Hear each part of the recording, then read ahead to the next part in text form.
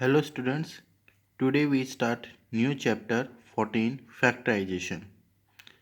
Factorisation में क्या है, हमें फैक्टर्स बनाने हैं बड़ी टर्म के छोटे छोटे। जैसे हम प्राइम फैक्टराइजेशन करते हैं, एलसीएम में लेते हैं, एचसीएफ में लेते हैं, सेम उसी तरह अब हमारे पास वेरिएबल भी आ जाएगा एक्स वाई जेड। तो फर्स्ट क्वेश्चन है हमारे पास, कॉमन फैक्टर निकालना है। दो टर्म है हमारे पास 12x और 36। अगर हम 12 के फैक्टर करेंगे तो 2 2 3 और एक वेरिएबल x है, इनटू में x। 36 के फैक्टर करेंगे आप 2 2 3 3। ठीक है, अगर आपको ऐसे नहीं आता तो आप एलसीएम लेके फैक्टर कर लीजिए। प्राइम फैक्टराइजेशन 2 18 2 9 जा 3 3 3। ऐसे आप रफ में भी फैक्टर कर सकते हैं। तो कॉमन क्या है इसके अंदर, एक 2 है, एक 3 है और एक 3 है। तो 2 इंटू 2 इंटू 3, तो 2 2 जा 4 4 3 जा 12। हमारा कॉमन फैक्टर क्या आ गया, 12। इसी तरह इसमें फोर्थ पार्ट है 2x 3x स्क्वेयर 4। 2x का 2 इंटू एक्स, 3 का 3 इंटू स्क्वेयर है तो दो बारी x, और 4 का 2 इंटू 2। ठीक है, आपको इसमें कुछ कॉमन नहीं दिख रहा तो इसका मतलब ये नहीं कि इसका कॉमन फैक्टर 0 है। अगर कुछ भी कॉमन नहीं आता तो हमारा कॉमन फैक्टर क्या बन जाता है, 1। 1 सबके साथ होता है, तो इनका कॉमन फैक्टर क्या आ जाएगा, 1।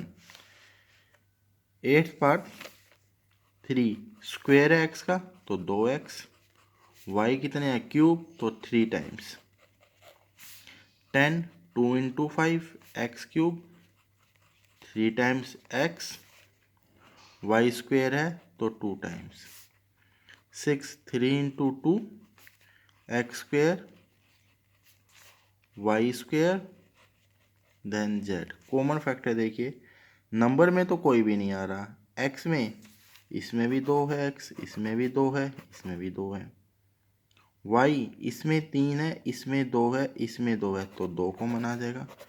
जेड इसमें तो है पर इन दोनों में नहीं है, तो कॉमन फैक्टर क्या आ गया, x into x y into y, x square y square. ये था हमारा फर्स्ट क्वेश्चन जिसमें हमें कॉमन फैक्टर निकालने थे। Now question number 2 we have, इसमें भी हमें फैक्टराइज ही करने हैं पर हमें अब इक्वेशंस दे रखी है ये पॉलिनोमियल की फॉर्म में।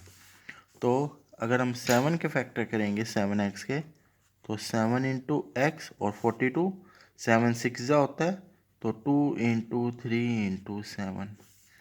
कॉमन क्या है दोनों में, 7, तो 7 बाकी ऐसे ही आ जाएगा, साइन माइनस और 3 2 जा 6। फिफ्थ पार्ट है हमारे पास 20 है तो 2 into 5, 2 into 2 into 5 L square, L into L और एम। 30 के लिए 2 into 3 into 5 L into M. तो कॉमन 2 2 5 5, एक एल इसमें एक एल इसमें, एम और एम, तो 10 एल एम। क्या रह गया यहाँ, एक 2 रह गया और एक ये एल रह गया, प्लस में यहाँ पर हमारे पास 3 रह गया और ये चला गया एल बी और एम बी, तो 3 आ जाएगा। तो कोशिश करिए आपको इस तरह फैक्टर ना करे, मैक्सिमम से मैक्सिमम कॉमन लीजिए। जैसे इसमें देखिए x square y z plus x y square z, x y z square, तो एक्स तीनों में है, वाई तीनों में है, जेड तीनों में है, तो एक्स वाई जेड। यहाँ पे 2x थे, एक चला गया, एक रह गया, ये दोनों बाहर है। वाई 2 थे, एक रह गया, और जेड भी 2 थे, एक रह गया, तो ये आ गया हमारा answer. Now third question we have, इसमें भी हमें सेम फैक्टराइज करने हैं पर हमें यहाँ लास्ट क्वेश्चन में 2 टर्म्स थी, इसमें 4 है, तो हम पेयर बना देंगे 2 2 के जिसमें से कॉमन सेम निकले, जैसे ये और ये। तो दोनों में सेम क्या है, x, तो x रह गया स्क्वायर था, एक x से चला गया तो एक y रह गया, अब इन दोनों में क्या है 8x प्लस वाई। कॉमन इस तरह लेना बेटा कि जैसे जो कॉमन लेने के बाद ब्रैकेट आए वे दोनों सेम आनी चाहिए। तो अब ये एक टर्म ये होगी और एक टर्म ये होगी, एक टर्म ये और अब दोनों में से कॉमन क्या है x प्लस वाई, पूरी ब्रैकेट कॉमन लेंगे और जो बाकी रह गया वो लिख दीजिए x प्लस 8। इस तरह फैक्टराइज करेंगे एक बड़ी इक्वेशन को। सेकंड जैसे ये है ax plus B Y minus A Y B Y, दोनों में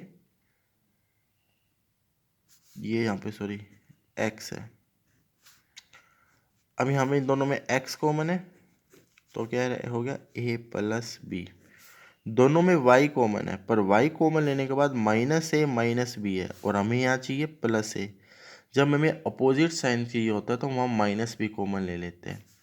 जब हम माइनस कॉमन लेते हैं तो माइनस वाला प्लस बन जाता है और प्लस वाला माइनस बन जाता है। दोनों माइनस के थे प्लस हो गए। अब कॉमन क्या आ गया a प्लस बी और यहाँ पर x minus y. Now fourth part we have 15p cube plus 15 9 cube plus 25। अगर मैं इन दोनों में से 15 कॉमन ले लूँ तो ये बचेगा p क्यूब प्लस 1, पर यहाँ पे तो ऐसा नहीं होएगा कॉमन लेने पर, तो हम इनको अरेंज कर लेते हैं। तो 15p क्यूब के साथ मैं 9 क्यू रख लेता हूँ और 25p के साथ मैं 15 रख लेता हूँ। ये दोनों 3 की टेबल में, ये दोनों 5 की टेबल में। 3 की टेबल में तो 3 और वेरिएबल क्या कॉमन है क्यू, तो इसमें क्या रह जाएगा 3 की टेबल में 15 कहाँ पर आता है 5 जा पर और एक p रह गया। ये कितने जा पे आता है 3 पर। जब हम कॉमन लेते हैं तो वो कॉमन वाला अंदर वाली टर्म से डिवाइड हो गया आता है। अब 25 और 15 5 की टेबल में, 5 की टेबल में 25 5 पे और ये p, 5 की टेबल में 15 3 जा पर, ये आ गया। आगे आपकी सेम ब्रैकेट दोनों फर्दर फिर इसको कॉमन ले लीजिए और फिर आपके पास रह गया 3q प्लस 5। इसी तरह आपके सारे क्वेश्चंस हो जाएंगे, पर कॉमन थोड़ा ध्यान से लेना। तो बाकी हमें कॉमन लेने के बाद उस टर्म को अंदर वाली के साथ डिवाइड करना होता है और फिर हमारे पास रिमेनिंग पोर्शन आ जाता है। That's your exercise 14.1।